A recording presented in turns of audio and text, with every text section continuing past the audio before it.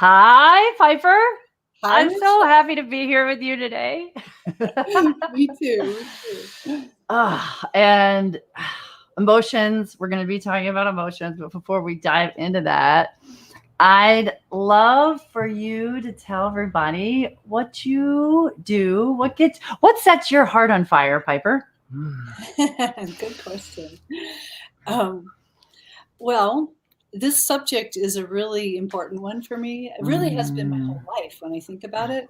I don't know if I ever told you, Michelle, but I was a preschool director for about 10 years back in, I did not know that. Oh, yeah, that's a fun fact. isn't it? Yeah, preschool director. I mean, so preschoolers, they're running around like nuts.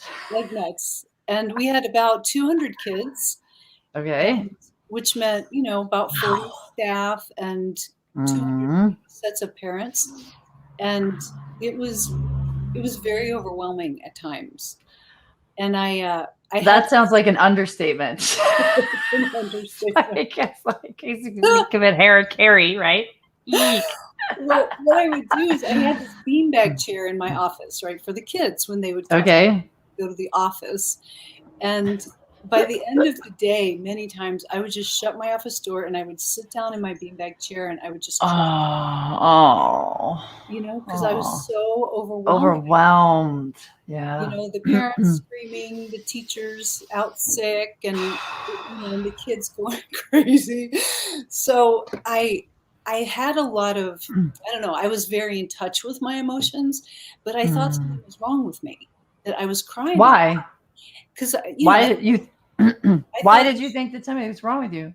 because I thought I should be able to handle the job without crying. Oh, You know, oh, that's money. That's money. Yeah, everybody thinks that. Like we're taught to shove our emotions down. Don't feel it. Don't express it. Remain calm. Don't be sad. Don't be angry. Don't be whatever.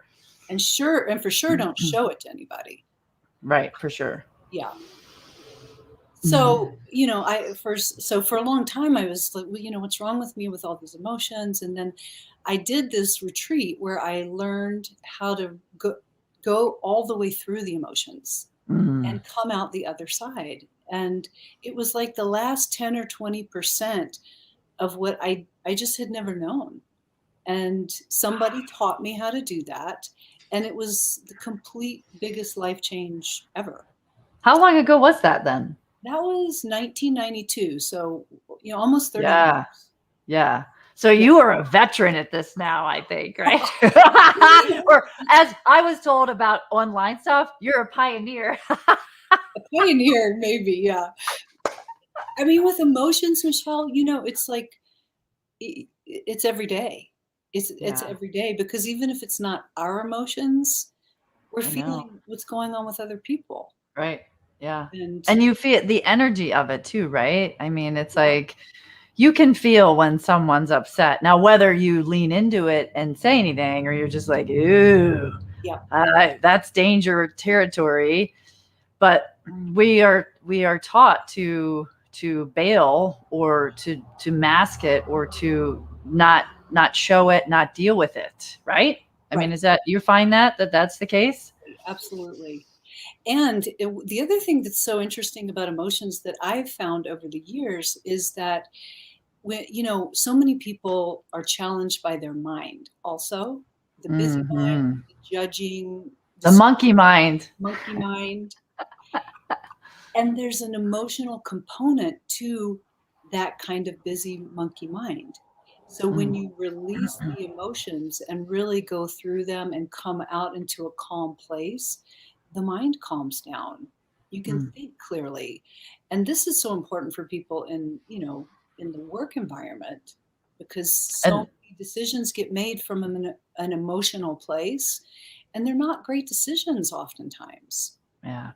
you And know? so is that would be, I'm assuming that's the reason why you would want to go deep and process it and get to the other side so you can think clearly, you have an open heart, you're not making rash decisions potentially.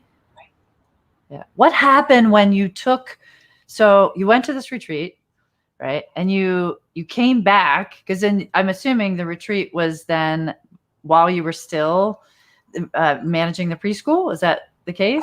I was done with the preschools by then. Oh, okay. So I was wondering, did you use it in that instance? Did you take it back in? But that was done. Okay. So what did that look like for you, and how did you do it, and what was the other side of that first experience for you? Well, the other side of that was a big experience. So, I mean, it really changed everything, because particularly with relationships, because Mm. I figure anytime we're going to relate with another human being, emotions are going to be involved, That's true. if you think about it. Mm. So that was a big change with my relationships, because I'm sure other people do too. I was trying to work out so much of what I was feeling with the other person, but I needed to deal with it with myself first. Amy and I just had this conversation. So she was sad that she was going to miss you, because Oh, she's actually in New Jersey with visiting with some friends, but she just had a thing today where she was not in a good place. Her and her partner had a little bit of a squabble. They didn't squabble. They actually had a soft conversation, which was good. But she was feeling whatever she was feeling. I don't know what emotion she was feeling. yeah. But she did say to me, actually, right before this call, she goes, I need to work it out on my own so I can come to the table thoughtful. I can come to the table expressing my emotions in a way that I'm not lashing or slapping it all over the other person. So is that what you mean? Exactly. Yep. Mm. Because we do have things to communicate. It's not that we should just, be super zen all the time. I mean, Right. it, Right. it's, it's not realistic. No, it's not. No, it's not. But we can shortcut those ones where, the other thing, Michelle, that I've seen is that if we don't deal with our emotions, we don't give ourselves the time, the permission to feel, they pile Mhm. up inside like a closet you don't tend to, and the clothes pile up, and emotionally it leaks out. There's leakage, You and it can't leaks. shut the door. Right. So Yeah, that's a really good analogy. So seeing this closet full of stuff, right. right, that you're trying to hide. Well, whether it's shoes and or let's say it's a hall closet. You've got coats and you've got shoes and you've got bats and you've got sports equipment, and now it's so full that you can't shut the door, and you're if you don't clean up the closet, then what happens? What happens when you don't clean up the closet? Emotionally it leaks out. Mm. So it'll come out like in the tone of voice. Mm. You might have all the best intentions to communicate something, but if you're annoyed, or you're triggered by something, it's going to have a little bit of a jabby tone, Mm. edgy, kind of annoyed, righteous, and or in the extreme, someone will just start screaming at Mm. another person. Yeah. You see it. You see the road rage. You see it in places where people think they're anonymous, and they can get away with it. Um, or it can show up like you've had a rough day, and one thing after the next, and somebody says something to you that you kind of take personally, and then Mm. you just burst into tears. Yeah. You know, and in both of those cases, you probably regret it later. You feel embarrassed. But that's all those are just some examples of how, if we're not taking care of our emotions, they tend to just kind of leak out without us even really knowing what's happening. It can also show up in the body language, right? Totally. So maybe maybe I think I have a poker face, and but I don't have a poker face. That's a general rule. Shocking, I know. But so I wear my emotions all over the place. But there are people that think that they're conserved. They're wearing a mask or something along those lines, and it sneaks out that way too, I would guess. Yeah. And the thing that's, I mean, emotions are scary. I know Mhm. this is the case, a lot because I think they're unfamiliar and just kind of uncharted territory. And because oftentimes, Michelle, this is what's amazing, is oftentimes people have a number of different emotions going on at once, and they don't know, and they're trying to understand with their mind what's going on, but it's like like a churning volcano in there, where you might feel sad and frustrated and confused and overwhelmed all at once. So it's just this Like a very. spaghetti, like this Yes. like this, like, if you had just one line, one spaghetti thread, right? And you could name that's frustration. Or like what you're describing is it's a spaghetti ball, and then you're like, I don't know how I feel. Yes. Yes. So let me just do something to not have to feel. Oh, like drinking, or like just any number of vices that I mean, like just numbing. Is that what you mean? Yes. Distractions, numbing, avoiding. Um, yeah. And the thing that's so amazing is the resisting of it is what causes all the problems. If we let ourselves really go into it, feel it Mm. all the way, release it, give ourselves permission for it, don't judge it, then there's like when something happens and you put on some music and you just cry and cry and cry until all the Yeah. tears are done. And there's a peacefulness that comes from that. And there's more of an open You're heart. empty. You're You're empty and emptying that out. you're Yeah. emptying it out. And there's more openness in the heart Mm. generally. What are your, I mean, I know you have this giant toolkit in this space. But what are some of your go-tos, and what are the things that you love for strategies that people could either do in their car, or at home, and the safety of those that are around them, or even in the closet or in the bathroom. But what suggestions do you have for people to actually go deep and release? Yeah. Well, I think the first thing is to set aside some time, if not every day, on some regular basis. So you can come home from work or you can start your day and you can just check in and see, what am I feeling? Mm. And give time for it rather than just like motoring over it day Mm. after day after day. So making, like, if I like this analogy, like the gas, you have a gas gauge in your car, right? And you'll see, is it full?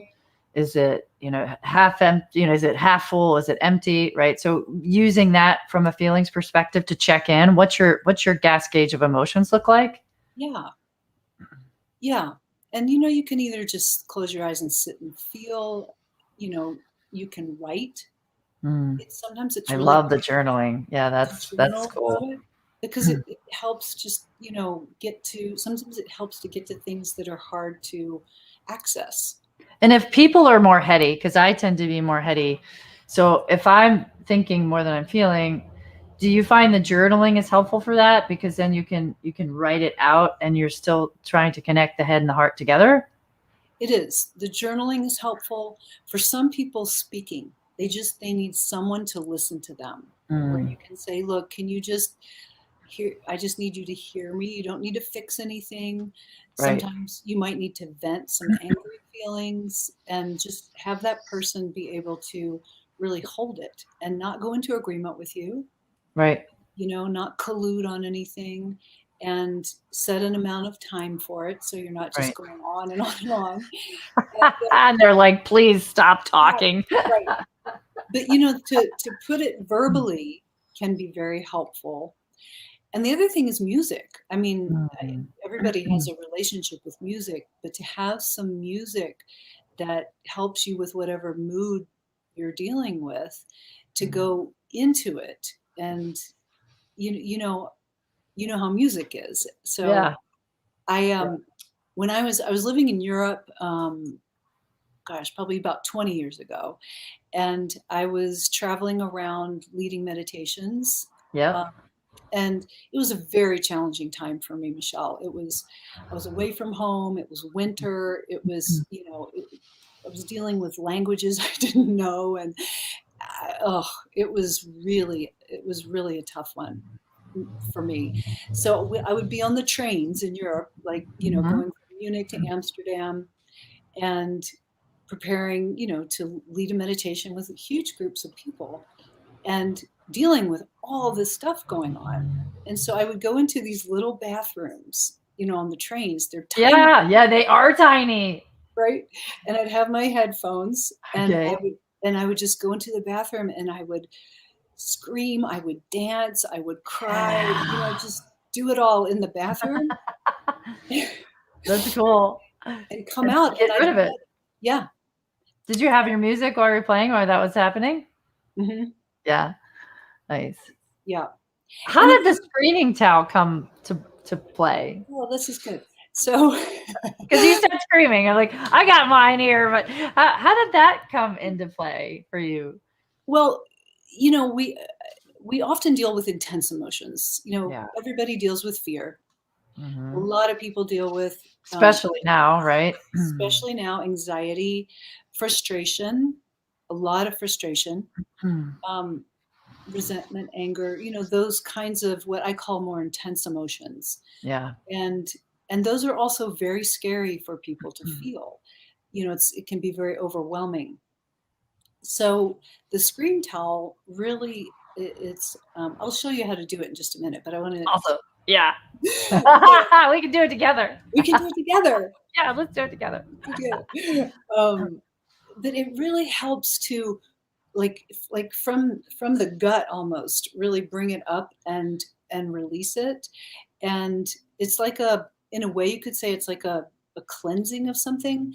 Mm, But it also, what I found when I'm really angry, and I'm almost always, I'm like, ugh, I feel bad that I'm angry, you know. So But guilt. then, yeah. So I, but when I just let myself be angry and I scream, something shifts, and what I Mm, connect with is more of a strength mm, and like a true strength in myself versus kind of what might be victimy. Oh, I don't want to deal with this. I'm so pissed at that person, blah, blah, blah. You know what I mean? It's like yeah, I do. Oh, I know. Yeah, I relate to anger really well. So I think that's probably why I love the screaming towel. yeah. Mm. And then the other thing that it's good for is just, I do it kind of preemptively these days because in the course of Hmm. any 24 hours, I'm going to feel a lot of things. I'm going to feel other people, what they're going through. I'm not going to even know what I'm feeling half the time, but I'll scream every morning, pretty much every morning, to release whatever might be in there, you know? Nice. And That's it good. doesn't matter if we know what it is or not, really. Yes. And it's, I mean, so it is technically a form of meditation, right? It is. Yeah. It really I is. love that. I love that. So should we scream together? Let's do it. All right. All right. So you want to walk us through this? Sure. So, we usually suggest to gently put part of it around your vocal cords. So you protect the vocal cords. And then really from your belly, you want to just scream like from that deep place in your belly. And then just kind of like let it all come out. All right. I'm ready when you are. All right.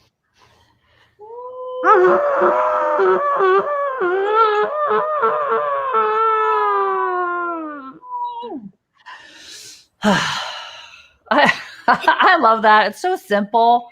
I mean, and I've shared this with different people that some are like, I don't know if I can do that. And then other people are like, oh man, that is a technique for me for sure.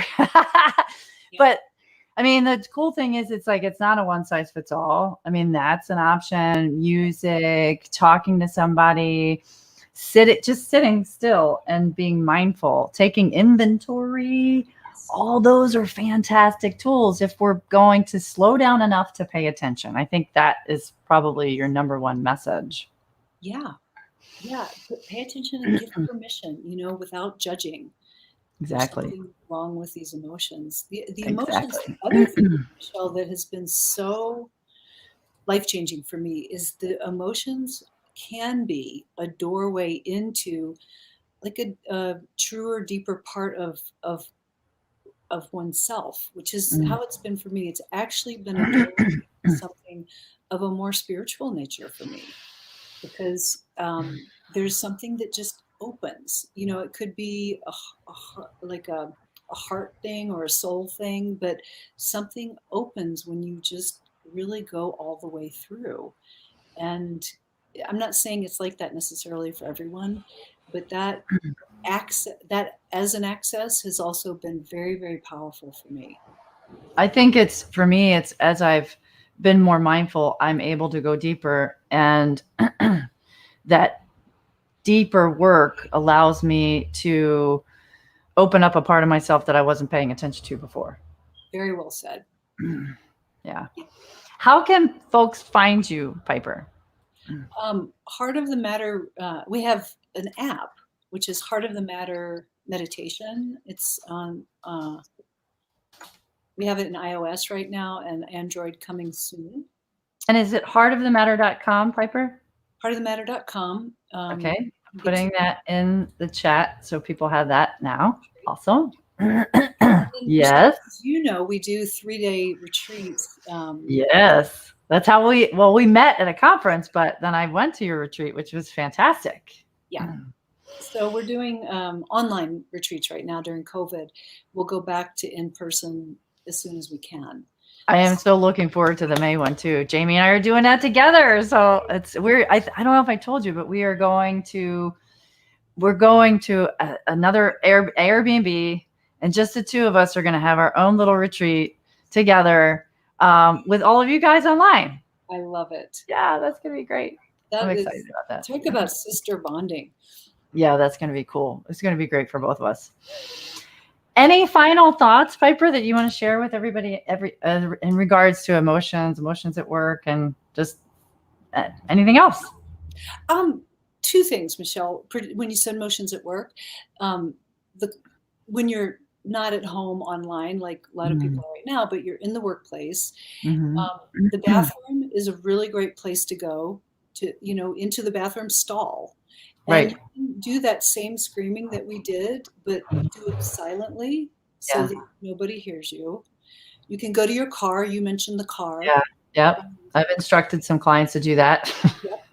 You can walk around the block, and to have your that's a good idea. Take some tissues with you, in case you cry, and and even 5 minutes of that can shift the perspective of your whole day. And the bottom line is it's acceptable. It's welcome. It makes us better human beings, better people by accessing our emotions, experiencing them, releasing them, so we can show up more fully. That is very well said. I have nothing more to add to that. Well, thank you so much for this today. This is fantastic. And I look forward to chatting and actually seeing you online more, not just in May, but probably sooner. Me too, Michelle. Thanks, Piper. You have a great day.